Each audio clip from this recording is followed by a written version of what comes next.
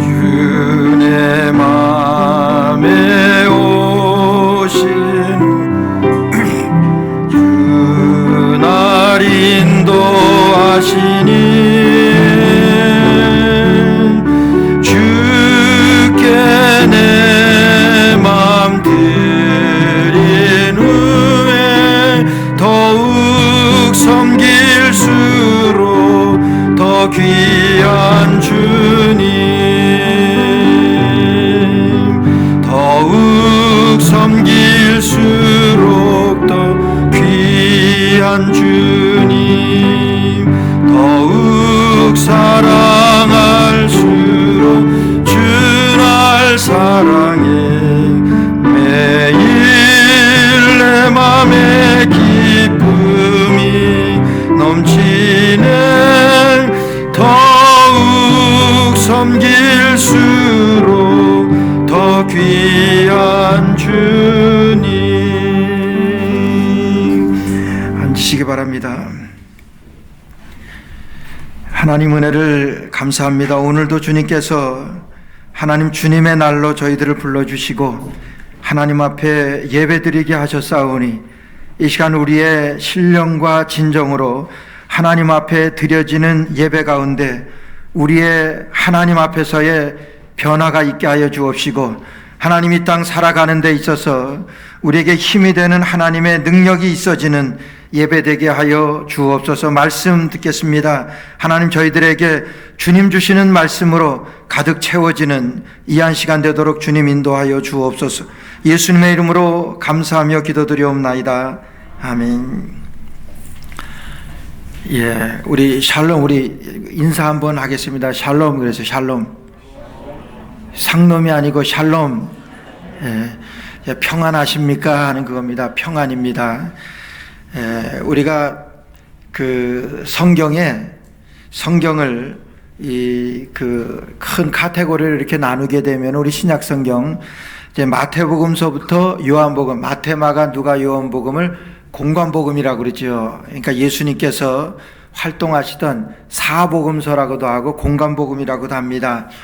오늘 이 사도행전이라고 하는 것은 역사서라고 이렇게 합니다. 역사서가 뭡니까? 역사입니다. 역사이기 때문에 어제 있었던 일 오늘 이어지고, 그래서 지난 시간에 있었던 일, 바울 사도의 그와 같은 사역을 통해서 우리가 받았던 일, 여러분 계속해서 연결되어지는 그런 말씀입니다. 그래서 지난 시간에 여러분들에게 말씀드렸던 것은 바울 사도가 이제 벨릭스 총독 앞에서 여러분이 아나니아라고 하는 대제사장과 그 더둘로라고 하는 그 당대의 가장 그 유명한 변호사에게 이제 신문당하고 고소당하는 내용을 여러분들에게 말씀드렸습니다. 그런데 그 고소당하는 내용이요, 그것이 그들의 시각에서는 그렇게 비춰졌지만은 그 바울 사도에게 비춰졌던 그 고소된 그와 같은 내용은 오늘 우리 그리스도인들이, 예수님을 믿는 사람들이 갖춰야 될 여러분 그 아이덴티티라고 그러잖아요. 우리의 정체성입니다. 그리스도인들이 가져야 되는 그런 정체성이에요. 그래서 고소된 내용이 첫째가 뭐냐 하면은 저 사람이, 바울 사도가 이제 유대인들을 소요를 일으켜서 로마의 평화를 위협하는 사람입니다. 그것이 첫째 되는 고소 내용이에요. 그래서 바울 사도를 가리켜서 전염병과 같은 사람입니다, 이렇게 욕을 하고, 아니 이렇게 고소를 했습니다. 그런데 사실 그들이 바울 사도를 그와 같이 고소를 했지만은 이 내용이 오늘 우리 예수님을 믿는 사람들의 그런 정체성이 되어야 된다고 하는 거예요. 다시 말해서 복음을 확산시키는 사람, 어디를 가든지 예수 믿는 사람으로 그 중심에서 복음을 확산시킬 수 있는 그런 사람이 여러분 그리스도인이라고 하는 거예요. 그래서 바울 사도를 가리켜서 저 사람은 전염병과 같은 사람입니다, 이렇게 비아냥거립니다. 이렇게 고소를 합니다. 이 전염병 어떻습니까? 어디를 가든지 전염병 하면은요, 깜짝깜짝 놀랄 만큼, 왜요? 전염성이 있으니까 그 사람이 가는 곳에는 이 병이 옮겨지게 되니까 얼마나 겁이 납니까? 근데 바울 사도를 가리켜서 전염병과도 같은 사람이고, 저 사람이 그래서 가는 곳마다 사람들을 동요시켜서 소요를 일으켜서 로마의 평화를 위협하는 사람입니다. 여러분, 이것이 첫째 되는 그들이 고소한 내용이에요. 우리 예수님을 믿는 사람들의 이런 현 주소가, 정체성이 복음을 확산시키는 바울 사도가, 그래서 바울 사도는 어디를 가든지 유대인의 회당을 먼저 들렸습니다. 유대인의 회당에 들려서 그들에게 복음에 영향을 미치며, 그래서 많은 사람들을 그리스도께로 인도하는 그런 바울 사도의 사역입니다. 여러분, 우리 주님 앞에서 정말 복음을 확산시키는 그런 사람이 되어야 될 것을 오늘 말씀하시는 거예요. 두 번째로는 이제 바울 사도를 가리켜서 나사렛 이단의 우두머리라고 이렇게 고소를 합니다. 여러분, 나사렛 이단의 우두머리라고 하는 것은요, 나사렛 이단이라고 하는 것은 그 당시에 예수님을 믿는 사람들을 이단자 취급을 했습니다. 나사렛이라고 하는 것은 여러분 메시아라고 하는 말과 여러분 통한다고 말씀드렸어요. 그러니까 메시아를 위해서, 메시아의 그러한 나사렛 예수 그리스도의 우두머리라고 하는 거예요. 그러니까 메시아를 위하여 사는 사람, 나사렛 예수 그리스도를 위해서 사는 사람, 나사렛 예수 그리스도를 통해서 사는 사람, 그것이 그리스도인이라고 하는 거예요. 그것이 우리의 정체성이라고 하는 거예요. 지금 이와 같은 것으로다가 바울 사도를 고소하는 것이지만은, 바울 사도가 고소받은 이 내용이 오늘 우리가 예수님 앞에서 그런 정체성을 가지고 살아가야 될 그러한 우리의 모습이라고 하는 거예요. 마지막으로는요, 그가 성전을 더럽힌 사람이라고 하는 거예요. 여러분, 이 세 가지가, 한 가지, 두 가지, 세 가지 모두가 그 한 가지만으로도 여러분 그 당시에 그 자리에서 죽일 수 있을 만큼의 그런 죄목에 해당하는 그런 내용입니다. 성전을 더럽혔다고 하는 거예요. 성전을 더럽혔다고 하는 것은 이제 바울 사도가 예루살렘에 올라올 때에 여러분 그릭 사람, 헬라 사람 드로비모라고 하는 그 형제를 데리고 올라옵니다. 아니, 그 드로비모라고 하는 형제가 예수 그리스도를 위해서 바울 사도와 함께 그 사역에 동참한 사람입니다.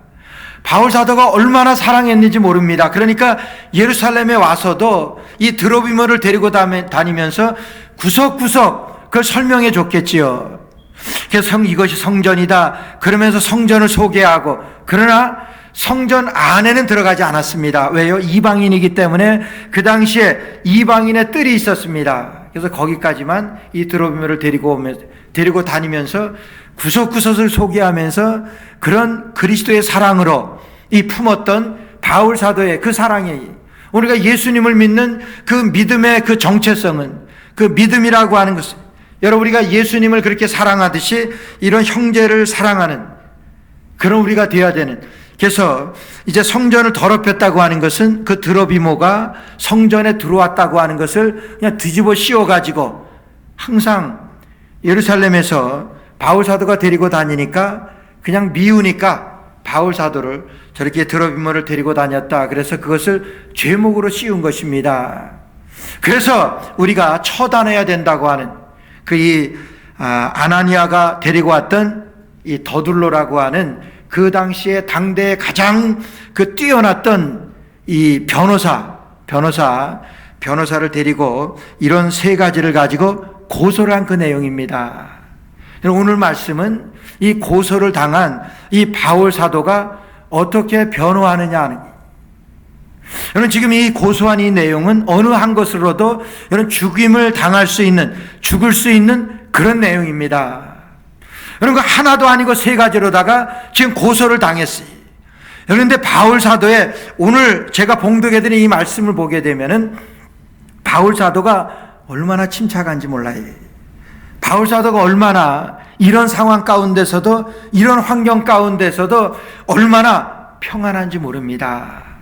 여러분, 평안하게 자기의 그와 같이 고소당한 그 일을 지금 변호하는 것입니다. 자기 스스로 변증하는 거예요. 그래서 1절 말씀 보게 되면은 대답하되 당신이 여러 해 전부터 이 민족의 재판장 된 것을 내가 알고 내 사건에 대하여 기쁘게 변명하나이다. 여러분, 지금 기쁘게 변명한다고 하는데 지금 내가 나를 변호하는데 이런 침착함이 있을 수가 있습니까? 그래서 2절에도 보니까 11절에 보니까 당신이 아실 수 있는 바와 같이 내가 예루살렘에 예배하러 올라간 지 열 이틀밖에 못 되었고, 내가 지금 예루살렘에 올라온 지가 열 이틀밖에 되지 못했습니다. 지금 그 열 이틀밖에 되지 못했는데 지금 제가 어떻게 사람들을 동요시켜서 소요시켜서 여러분 로마의 평화를 위협할 수 있는 그런 일을 내가 하겠습니까? 여러분 그 말입니다. 그러니까 지금 더둘로가 고소한 그 내용을 지금 하나하나 조목조목 여러분 지금 변증하는 것인데, 변론하는 것인데 얼마나 침착하게 하는지 몰라요. 바울 사도가 침착하게 하는 것 이상으로다가 얼마나 바울 사도가 지금 평안한지 모릅니다. 그럼 평화한 거예요. 이 평화를 누릴 수가 있습니까? 물론 이 평화가 하늘에서 내려오는 그 믿음으로 보여지는 바울 사도의 모습이지만 얼마나 평안한지가 몰라요. 여러분, 우리에게 가장 필요한 것이 오늘날 이 시대에 우리가 살아가면서 우리에게 가장 필요한 것이 뭐냐 하면 여러분 평안입니다. 미국도 그럴 겁니다. 우리가 작년 이 팬데믹 이후에 우리 전 인구의 여러분 75% 이상이 그 우울증 증세가 있다고 하는 것 아세요? 지금 우리 장로님이랑 매주 월요일마다 그 심리 치료, 그 다음에 전도 세미나에 우리가 지금 참여하고 있는데, 거기서 통계로 얘기하는 거예요. 75% 이상이 우울증 증세가 있다고 하는 거예요. 75% 이상이니까 여러분 그렇지 않겠습니까? 지금 팬데믹 기간인데 저는 팬데믹 걸려봤으니까, 이 코로나 걸려봤었기 때문에 그냥 양성으로 딱 나오니까 그냥 덜컹해요. 왜냐하면 주위에 떠난 목사님들도 계시고 떠난 분들도 계시고 그러니까 양성으로 딱 나오게 되니까 좀 그래, 어떻게 잘 이겨낼 수 있을까 하는 그런 염려도 되고, 여러분 그러니까 여러분 불안해요. 그러면서 2주간 격리하면서 누구한테 옮겨주면 안 되는데, 그래서 딱 집에서 나오지 않고, 그래서 여러분들이 공수해주는 그 음식으로 한 2주간 그냥 편안하게 아무 증세 없이 그냥 지나긴 했지만은, 여러분 그러니까 이 불안합니다. 내가 누구에 옮겨주지는 않게 될까? 내가 이걸 알았는데, 내가 이걸 앓고 있는데. 여러분 우리 교단에서도, 우리 노회에서도 이 팬데믹 때문에 돌아가신 목사님 계세요. 여러분 계세요. 주위에 얼마나 많이 돌아가셨습니까? 여러분 불안해요. 여러분 그런 불안한 가운데서 지금 상황이 그런 거예요. 요즘에 또 오미크론인지 그래서 더 우리를 불안하게 만드는데, 오늘 바울 사도는요, 여러분 그것 이상으로 지금 고소당하는 그 3가지 내용들이 지금 죽음이 바로 눈앞에 와 있는 그런 형국에서 그가 어떻게 자세를 취하냐면 얼마나 평온한 자세로, 그런 평안한 태도로 지금 변론하는지 몰라요. 그래서 스펄전이라고 하는 목사님은 지금 이와 같이 바울 사도가 변론하는 이것을 주석으로 썼는데, 여러분 들어보세요. 바울은 더둘로가 자신을 고소하고 자신의 죄를 조목조목 지적하고 있는 동안 조용히 침묵을 지키고 그렇게 있었습니다. 그는 자신의 삶 속에 깊이 스며들어 있는 평화를 누리면서 자신을 고발하는 자들에게 평온한 모습을 보여주었습니다. 그런지 죽이려고 하는 그런 사람들에게 자기의 그런 평온한 모습을 보여주었다고 하는 거예요. 지금 변론하고 있는 이 한 가지가 그런 바울의 그런 내적인 그런 상태를 우리에게 보여주시는 거예요. 바울의 믿음을 보여주시는 거예요. 여러분 이런 위기 가운데서, 이런 혼란한 상황 가운데서, 이런 정말 절망적인 상황 가운데서 어떻게 이렇게 평안할 수가 있겠습니까? 이 평안한 거예요. 어떻게 평안을 우리가 지금 이와 같은 팬데믹 기간 동안에도 여러분 그런 우울증 증세로 그렇게 주의가 그렇고, 여러분 모르긴 몰라도 그런 불안한 마음들이 다 있을 거예요. 이런 가운데서 우리가 어떻게 평안함을 누릴 수 있겠느냐 하는 거예요. 여러분 이것이 믿음입니다. 이것이 바울 사도가 우리에게 보여주시는, 우리가 이런 상황에서 어떻게 평안을 누릴 수 있겠느냐. 첫째는요, 거짓의 지배를 받게 만드는 욕심을 버릴 때, 여러분 욕심을 버릴 때 평안할 수가 있습니다. 지금 바울 사도는요, 우리가 그런 찬양이 있어요. 예수님같이 바울같이 그렇게 살 수 있을까? 욕심도 없이 이 세상 가운데. 여러분 욕심을 버리니까 여러분 평안한 거예요. 바울 사도는 그의 고백 가운데 그렇게 고백합니다.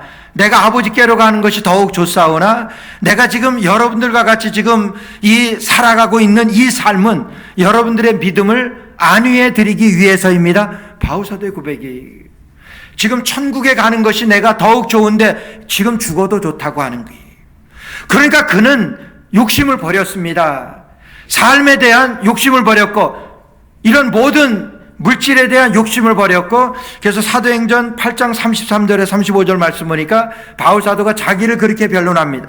자기 증거를 합니다. 내가 아무의 은이나 금이나 의복을 탐하지 아니하였고 너희 아는 바에 이 손으로 나와 내 동행들에 쓰는 것을 당하여 범사에 너희에게 모범을 보였노니 곧 이같이 수고하여 약한 사람들을 돕고 주 예수의 친히 말씀하신 바 주는 것이 받는 것보다 복이 있다 하심을 여러분 기억해야 할 것입니다. 여러분 받는 것보다 주는 것이 더 복이 있는 것을 여러분 기억해야 됩니다. 여러분 주는 거예요. 어떻게 줍니까? 욕심이 없으니까. 다 살기 힘듭니다. 어렵습니다. 근데 어떻게 줘요? 욕심을 포기했으니까. 욕심이 없으니까 여러분 줄 수 있어요. 욕심이 없으니까 내려놓을 수 있습니다. 여러분 그러니까 여러분 평안한 거예요. 거짓의 지배를 받게 만드는 욕심을 버릴 때, 이 욕심이라고 하는 것은요 거짓의 지배를 받고 있는 거예요. 지금 거짓이 누굽니까? 아나니아예요. 대제사 아나니아예요. 거짓으로다가 지금 바울 사도를 지금 고소하고 있는 이런 더둘로라고 하는 변호사예요. 당대의 최고 가는 변호사입니다. 그리고 많은 유대인들이 지금 바울 사도를 죽이려고 고소하고 있어요. 그들이 얘기하는 것, 그들이 고소하는 것은 거짓이잖아요. 여러분 거짓이니까 지금 거짓이니까 얼마나 불안한지 몰라요. 바울 사도요 지금 갖고 있지만은 고소당해 있지만은 지금 평안합니다. 그러니까 여러분 그 평안을 지금 선포합니다. 지금 평안한 것을 우리에게 보여주시는 거예요.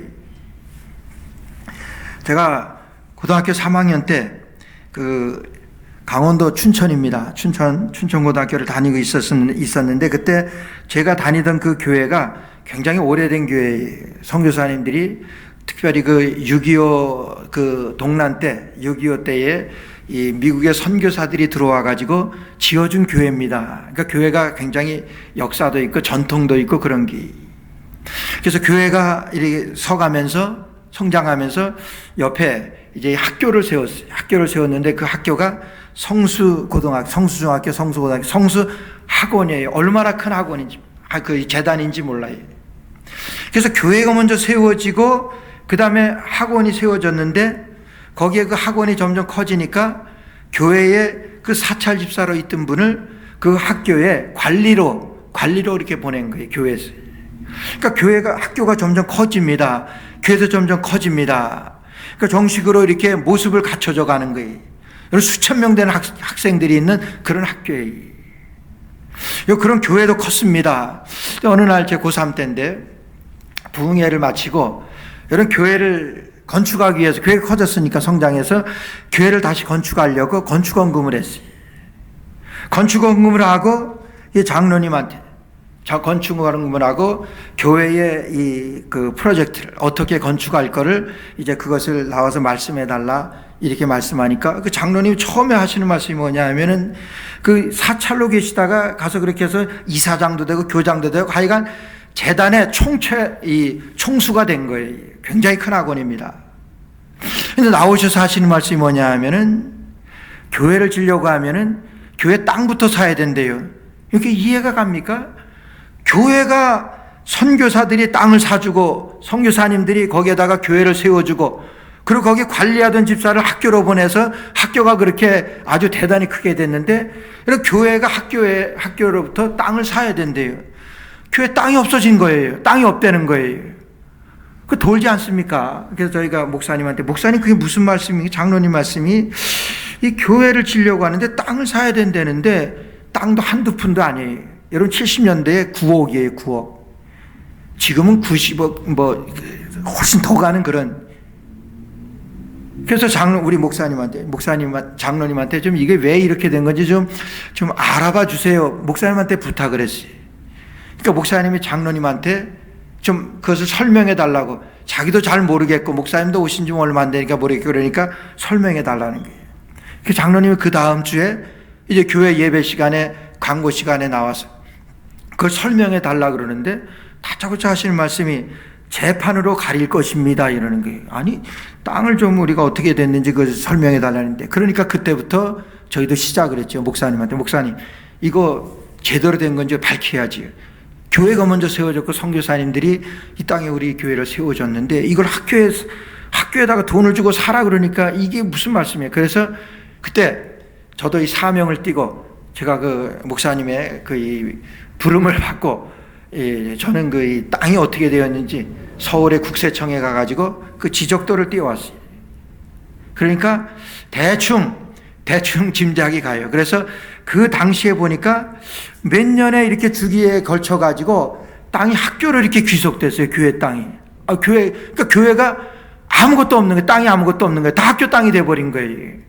그래서 그 당시에 기증을 했던 그 목사님도 이사였었고, 그래서 목사님한테 찾아가서 백령도까지 갔다가, 제가 아주 그런 사명을 띠면 아주 열심입니다. 가서 이것이 어떻게 그렇게 그 학교 땅이 됐는지 설명해 달라니까 목사님이 아무것도 몰라요. 그런데 한 가지, 그 당시에 그 장로님이, 그때 장로님이셨거든요. 사찰 집사였었다. 그 학원이 굉장히 커졌는데, 그 장로님이 잠깐만 이 문교부의 인가를 위해서는 그 땅이 필요하기 때문에 잠깐만 빌려달라고 그랬대요.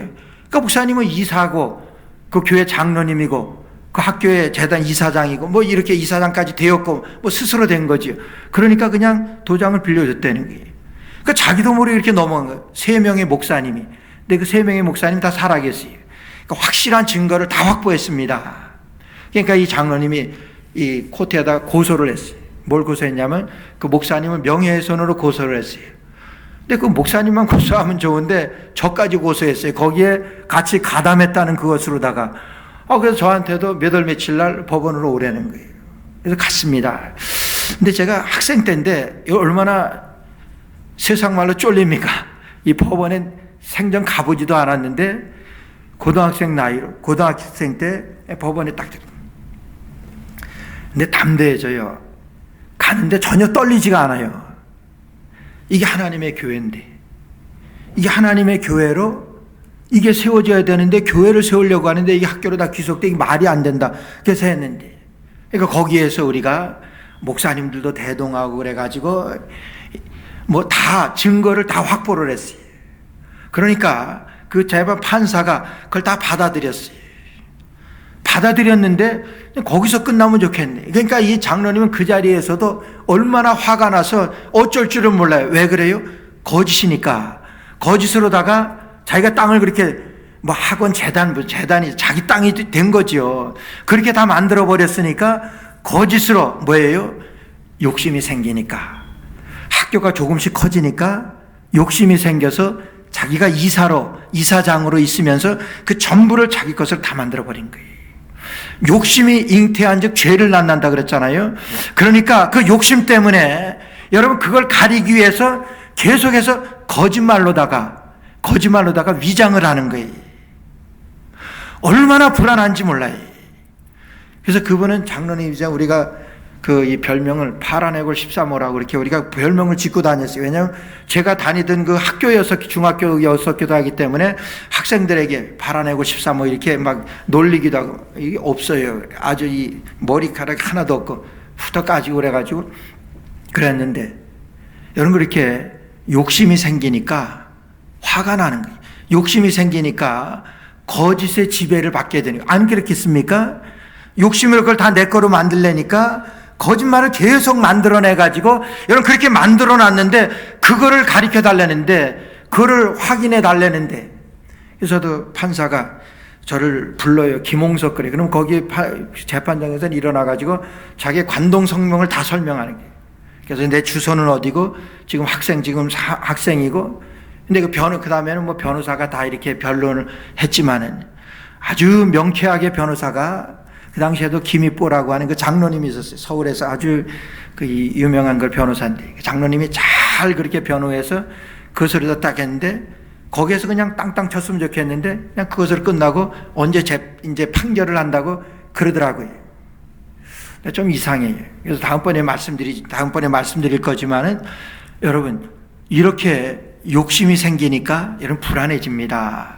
왜 불안해지냐면은 욕심이 생기게 되니까 거짓의 지배를 받게 되더라고 하는 거예요. 여러분, 그래서 요한복음 8장 44절 말씀에 보면요, 너희는 너희 아비 마귀에게서 났으니 너희 아비의 욕심을 너희도 행하고자 하느니라 말씀이에요. 여러분, 불안해요? 불안하면은요, 한번 진단해 보세요. 내가 왜 불안한가? 마귀의 욕심에 내가 미혹되어 있지 않은가? 여러분, 그냥 욕심을 버리면은, 그냥 내려놓게 되면은 여러분 평안합니다. 우리 가정에서 젊은 부부가 많이 싸우게 되는 이유 중에 하나, 원인 중에 하나가 뭐냐 하면은, 나가서 이제 자기 친구들과 만나고 오게 되면은 그날 저녁에는 많이들 다퉈요. 왜 그러냐면은, 가만 보니까 저 집은 훨씬 더 잘 사는데, 그런 비교하다 보니까 그게 욕심이 생기게 되고, 나도 저렇게 돼야 되는데 그건 아니니까 욕심이 생기게 되고, 그렇게 되니까 욕심 때문에 이런 죄로 인해 가지고 자꾸만 다툼이 생기게 됩니다. 그래서 너희는 너희 아비 마귀에서 났다고 말하는 거예요. 욕심이라고 하는 것은요, 마귀에게 이끌려가는 거예요. 그러니까 평안이 없습니다. 욕심이 있으면 평안이 없습니다. 그러니까 바울 사도는요, 욕심을 버린 거예요. 내가 은이나 금이나 의복을 탐하지 아니하였고, 그 당시에 자기의 그런 솔직한 모습을 지금 고백하는 거예요. 내가 내려놨다고 하는 거예요. 나는 욕심이 없습니다. 여러분, 그러니까 평안합니다. 담대합니다. 그럼 아무리 재판하는 가운데서도, 재판정에 가서도 욕심이 없으니까 하나님의 교회인데요, 여러분 담대해지고 평안합니다. 뭐 물어볼 때 담대하게 말하는 거예요. 난 누굽니다. 말할 수 있는 거예요. 왜 그래요? 욕심이 없으니까. 그러나 욕심이 미혹이 되어서 죄의 지배를, 거짓의 지배를 받게 되니까 여러분 불안합니다. 뭐 벌벌 떨어요. 어떻게 말해야 될지 모릅니다. 그 장로님이. 그런 상황으로 가는 거예요. 오늘 바울 사도는요, 여러분 욕심이 없으니까 평안합니다. 여러분, 우리의 삶에서들이 내가 왜 평안하지 못합니까? 여러분, 욕심에 미혹되는 거예요. 두 번째로, 우리가 평안함을 우리가 유지하기 위해서, 평안을 우리가 누리려고 하면은요, 진실하게 살아야 합니다. 이런 바울 사도가 지금 고백을 합니다. 이제 15절 말씀 보니까, 너희의 기다리는 바 하나님께 향한 소망을 나도 가졌으니 곧 의인과 악인의 부활이 있으리라 함이라. 이것을 인하여 나도 하나님과 사람을 대하여 항상 양심에 거리낌 없기를 내가 힘썼다 하는 게, 여러분, 사람들에게는 내가 이렇게 살았습니다, 내가 이렇게 양심껏 살았습니다, 이렇게 말하기는 어렵지 않습니다. 사람 눈 속이기는 쉬워요. 그러나 하나님 앞에서 내가 하나님 앞에 양심껏 살았습니다, 여러분, 이렇게 말하기 쉽습니까? 아니, 바울 사도는 지금 변론하면서 내가 사람과 하나님 앞에 진실하게 살았습니다. 내가 사람과 하나님 앞에 거리낌 없이 살았습니다. 내가 하나님과 사람들 앞에서 내가 양심껏 살았습니다, 여러분, 그렇게 말하는 거예요. 그러니까 평안한 거예요. 그러니까 자기를 변호하는데 전혀 의심 없이 지금 변호할 수가 있는 거예요. 왜 그래요? 진실하게 살았으니까, 진실하게 사니까 여러분 평안하게 말할 수가 있는 거예요. 바울사도 그렇게 살았잖아요. 우리가 예수님처럼 바울처럼 그렇게 살 수 있을까 할 때 욕심도 없이 그렇게 살 수 있겠느냐는 거예요. 그가 진실하게 살았기 때문에, 여러분, 그래서 그가 그 자기를 계속해서 변론합니다. 대답하되 유대인들이 공모하기를 저희들이 바울에 대하여 더 자세한 것을 묻기 위함이라 하고, 죄송합니다. 17절에 여러 해 만에 내가 내 민족을 구제할 것과 재물을 가지고 와서 드리는 중에 내가 결례를 행하였고 모임도 없고 소동도 없이 성전에 있는 것을 저희가 보았습니다. 지금 소동을 일으키는 사람이다 그러는 이 고소에 대하여 내가 우리 동족을 돕기 위하여 내가 마게도냐에서 내가 헬라에 그리게에서 많은 사람들에게 부조를 해서 헌금을 해가지고 내 동족을 돕기 위해서 내가 가지고 왔습니다. 그리고 내가 성전 안에서 결례 드리고 제사 드리는 것을 많은 사람들이 보았습니다. 여러분, 자기가 행했던, 자기가 이제까지 걸어왔던 그 일을 그냥 진실하게 말합니다. 여러분, 진실 앞에 대항할 뭐가 있습니까? 그렇게 말하는. 그러니까 바울 사도는요, 오늘 그가 평화를 누리면서 자신을 고발하는 자들에게 평온한 모습을 보여주고 있습니다. 여러분, 그렇게 스펄전 목사님이 소개하는 거예요. 자기가 진실하니까 자기의 평안한 모습을 그렇게 보여줄 수 있었더라고 하는 거예요. 이것이 우리가 평안해질 수 있는 길이에요. 여러분, 진실하게 삽니다. 사람들 앞과 하나님 앞에서 내가 양심껏 살았습니다. 내가 양심껏 살기로 내가 노력하며 이제까지 왔습니다. 이렇게 담대하게 말할 수가 있겠습니까? 여러분, 그래서 평안한 거예요. 사람들과 하나님 앞에서 진실하게 살 수 있는, 그래서 평안을 유지할 수 있는, 평안하게 살 수 있는 여러분 되시기를 주의 이름으로 축원합니다. 여러분, 이렇게 해서 끝났으면 좋은데, 이렇게 있는 그대로 진실하게 말하고 그렇게 평안을 얻고 담대하게 바울은 지금 변증을 합니다. 변론을 합니다.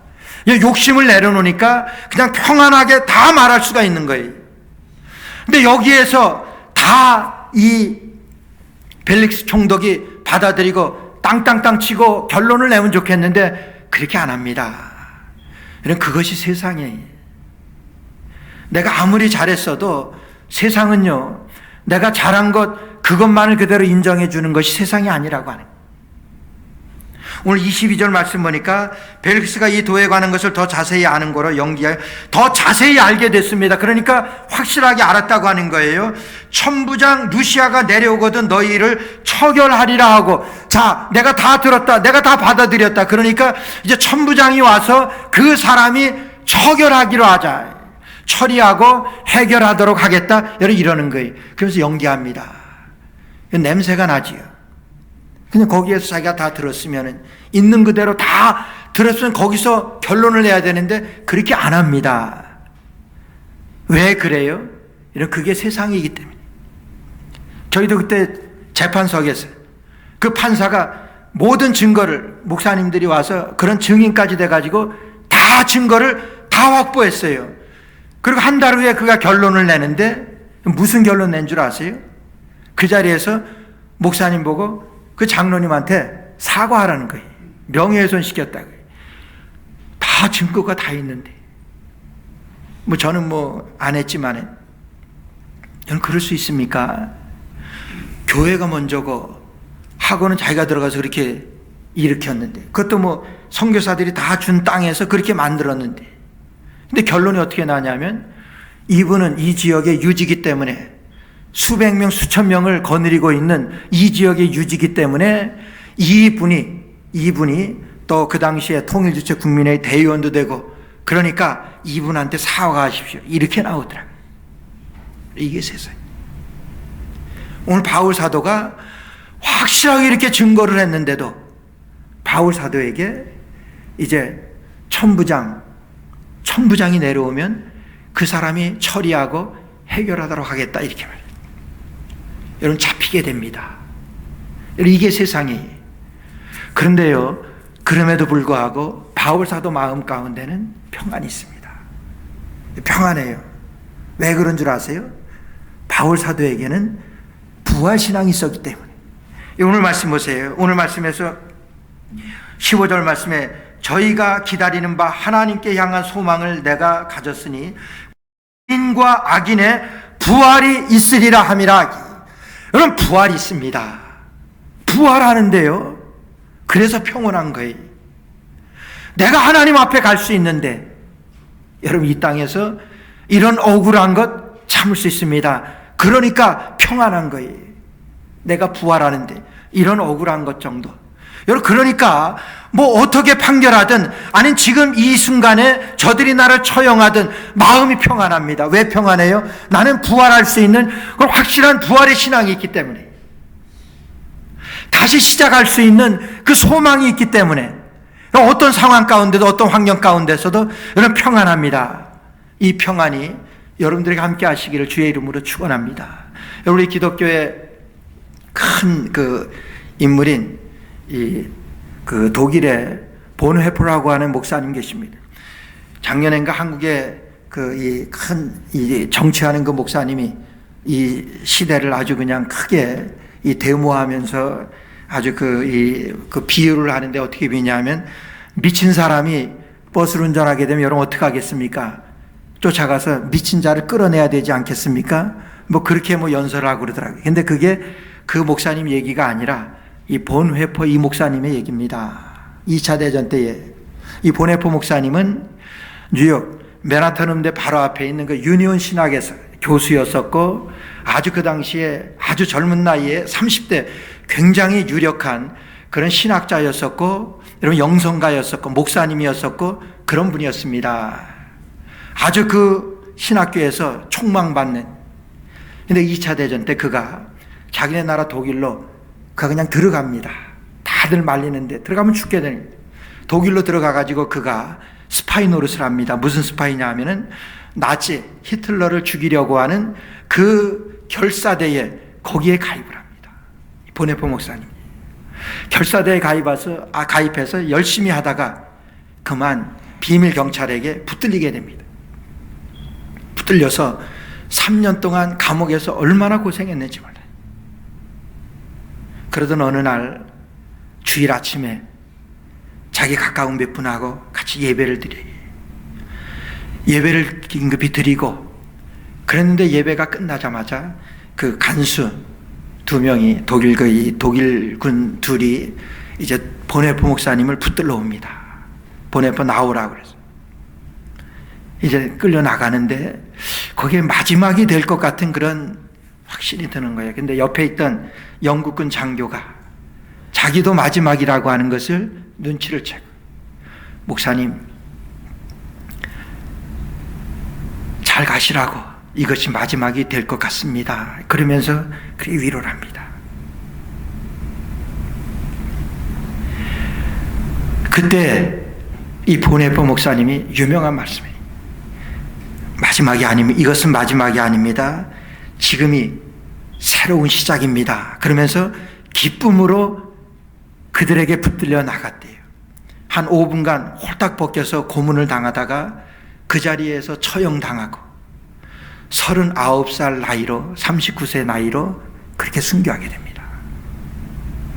그 목사님 마지막 남긴 이 말씀, 지금이 새로운 시작입니다. 그 말씀을 남기고 기쁨으로 나갔다고 합니다. 그래서 그 목사님 묘에 지금이 새로운 시작입니다, 묘비에 이렇게 씌어져 있다고 그래요. 여러분, 우리에게 이 기쁨이 정말 평안한 우리의 이와 같은 이 모습, 왜 그렇습니까? 어떻게 우리가 이 평안을 유지할 수 있습니까? 부활이 있기 때문에. 지금 죽어도 하나님 앞에 갈 수 있는 그 부활이 있기 때문에 지금이 새로운 시작입니다. 이건 그럴 수 있는, 그러면서 평안할 수 있는 거예요. 여러분, 바울 사도가 이 신앙으로 이런 억울한 일을 당하면서도, 저도 그때 얼마나 억울했는지 몰라요. 근데 이 신앙으로 바울 사도는 평안하게 자기의 사역을 맞이할 수가 있었대요.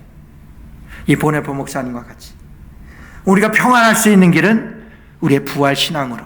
여러분, 부활합니다. 여러분 부활하시고 저도 부활합니다. 이 세상의 그 어떤 것도 다 내려놓고 평안을 유지할 수 있는, 여러분 그 이유는 우리에게 부활이 기다리고 있기 때문에, 이 부활의 신앙으로 여러분 평안한 여러분들의 남은 모든 삶이 되시기를 주의 이름으로 축원합니다. 기도드리겠습니다. 하나님, 지금이 우리에게 새로운 시작을 알게 하신 하나님, 우리에게 부활을 주님께서 선사하신 우리 주님 예수 그리스도의 큰 사랑으로 인하여 하나님 아버지 우리가 어디서나 평안할 수가 있습니다. 평온할 수가 있습니다. 우리에게는 이 평안, 세상이 앗아갈 수 없는, 흔들리지 아니하는 이 평안이 우리의 삶의 기본이 되게 하여 주옵시고, 우리의 삶 가운데 늘 우리가 나타내고 증거할 수 있는 우리의 모습들 되게 하여 주옵소서. 예수님의 이름으로 간절히 기도드리옵나이다. 아멘.